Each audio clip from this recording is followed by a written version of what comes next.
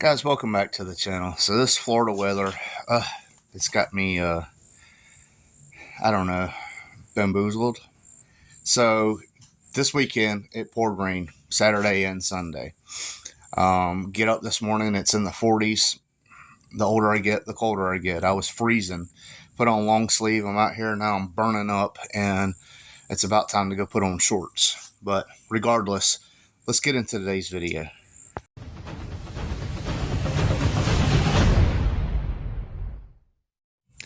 So guys, a couple months back, hell, it's probably been more than a couple, I got my nitrous kit.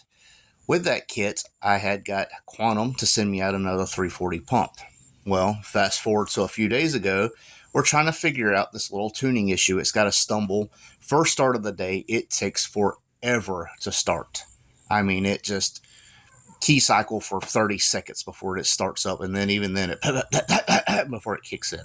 Terrible. So I was talking with a tuner, and I put the mechanical pressure gauge back on it because we wasn't getting scaling from the sensor. And basically, as soon as the key was, or the prime cycle was done, he even increased it to like 15 seconds. As soon as it was done, it dropped to 0.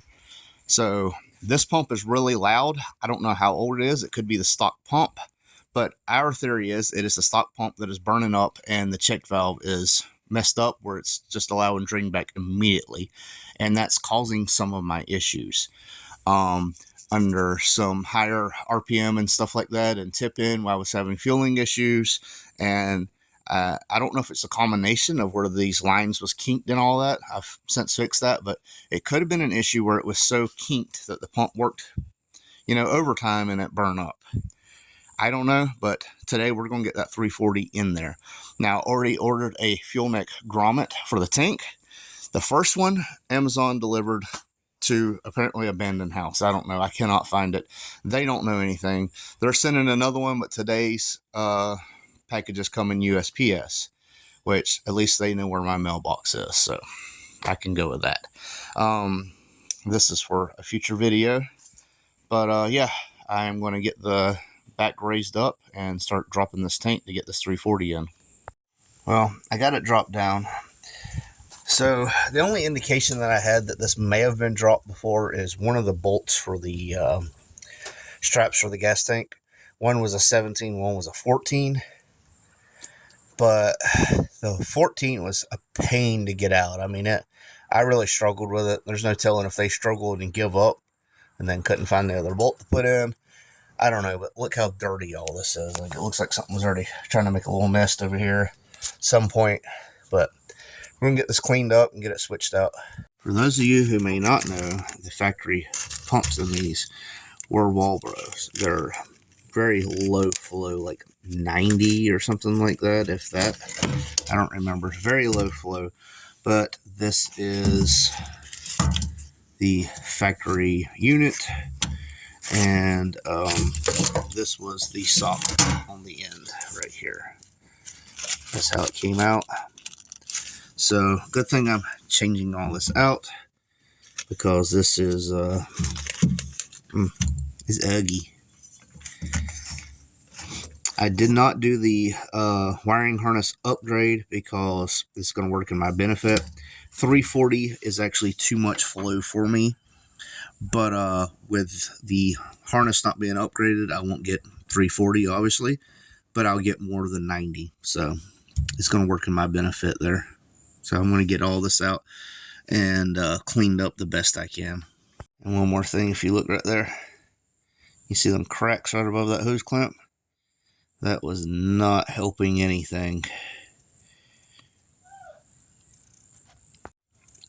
Look at that bad boy right there. All that. So glad all this is getting replaced. Wow, this is terrible. This is what I'm replacing it with. Of course, the Quantum 340. Quantum comes with everything, the new sock, all the fittings, wiring, everything you need. And this is built, same place, AEM, Aeromotive, all these big pumps that people love to buy. This Quantum is built in the same place. Great quality pumps. I've never had an issue with one. Also, it's going to fit in the factory hanger. It's a little snug. The same thing I used on my 97 GT. Never had an issue from it. Recommend it to friends. They run them. Never had an issue. My tuner uses Quantum. I love my Quantum fuel pumps. One more thing that I don't know why I'm super stoked about, but it comes with new clips. So this one, where's it at?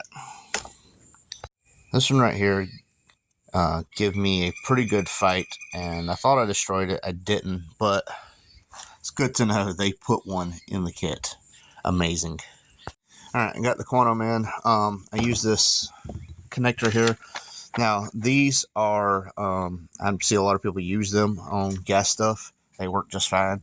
The thing is, even if this were to dissolve, the solder connection's still there. This side, when I went to put it in, this pulled out up here, so I had to crimp that in. So that's just a solid wire. This one's been crimped. But yeah, everything's good. Lines are tight. Got to get the sock on the end and then get it back in the tank and see if this bad boy's going to hold pressure once I prime it.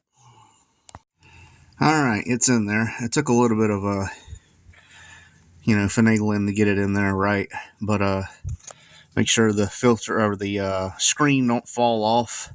Sometimes you got to bend the little tabs out. It's even that way on factory replacements. But yeah, if it's in the stock hanger, everything's good.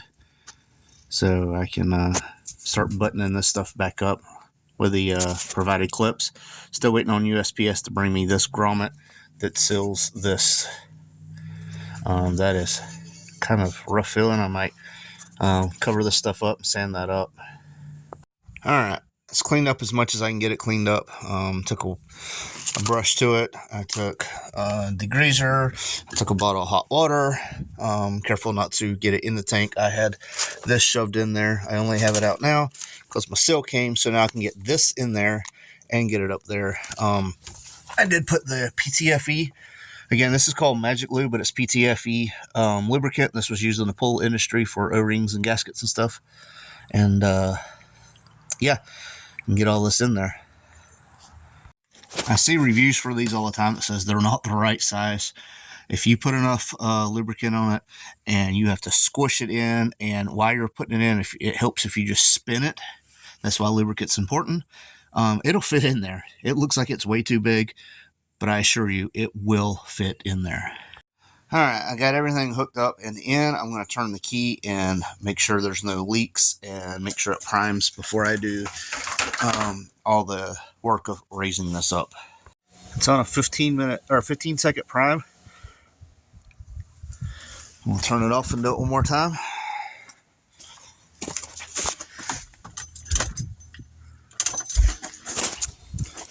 See if we got pressure up here on the rail.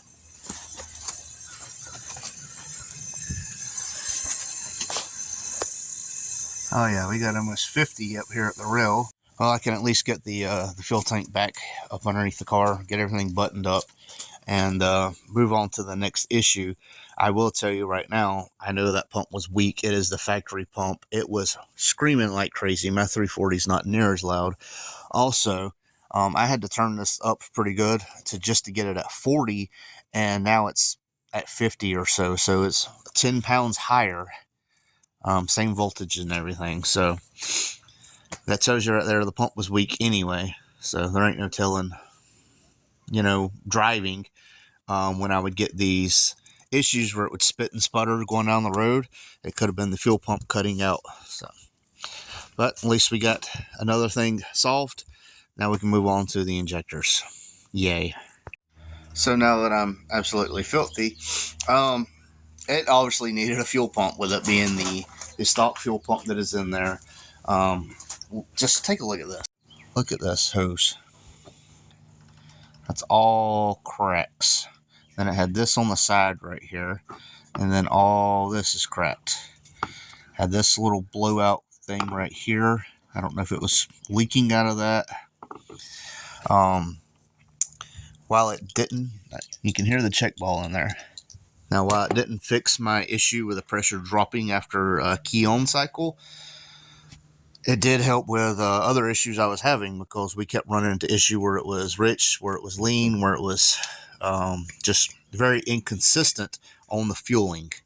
So now tomorrow I'm going to pull the intake and the injectors, and I'm going to see if I can figure out what's going on there. Hopefully it's something simple, leaky injector, get it clean, get it replaced, something. Hell, I might even be able to start it for a little bit and get that injector cleared out.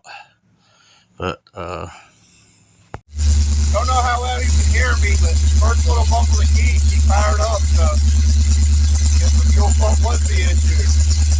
So I was worried about how fast it was bleeding out. The key was off, and I talked with a tuner, and I talked to some other people, and they're saying that the adjustable regulator might allow for that. That the only reason the rail stayed pressurized before was emissions related.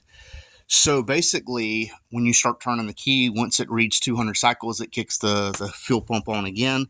I turned the key and it started right up, where before it would take, I don't know, forever. Just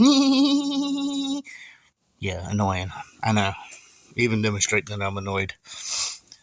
So the fuel pump is done. I do not need to check the injectors. Everything is good there.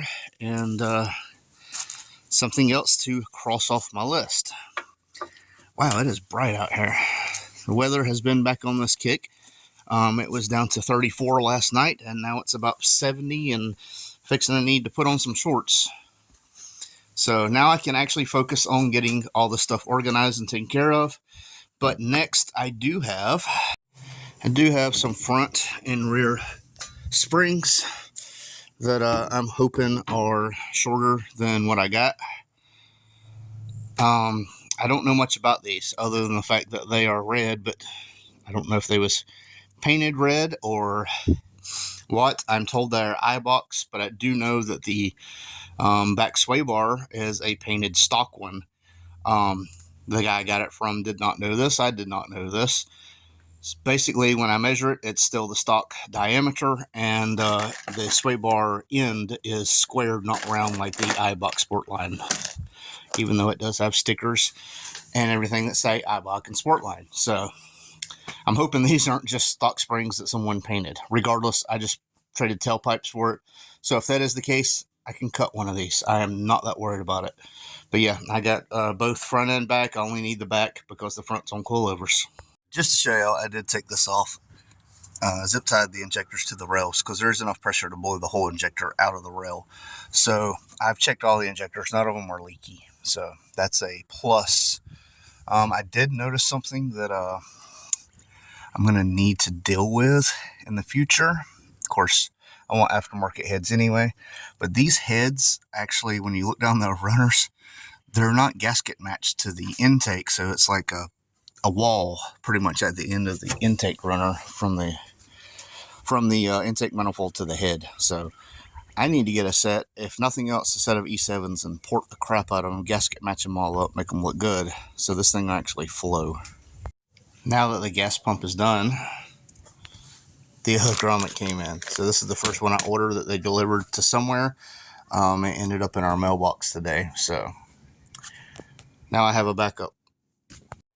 Well, guys, that seems to have solved my problem. All it was a 34-year-old weak fuel pump. Very inconsistent.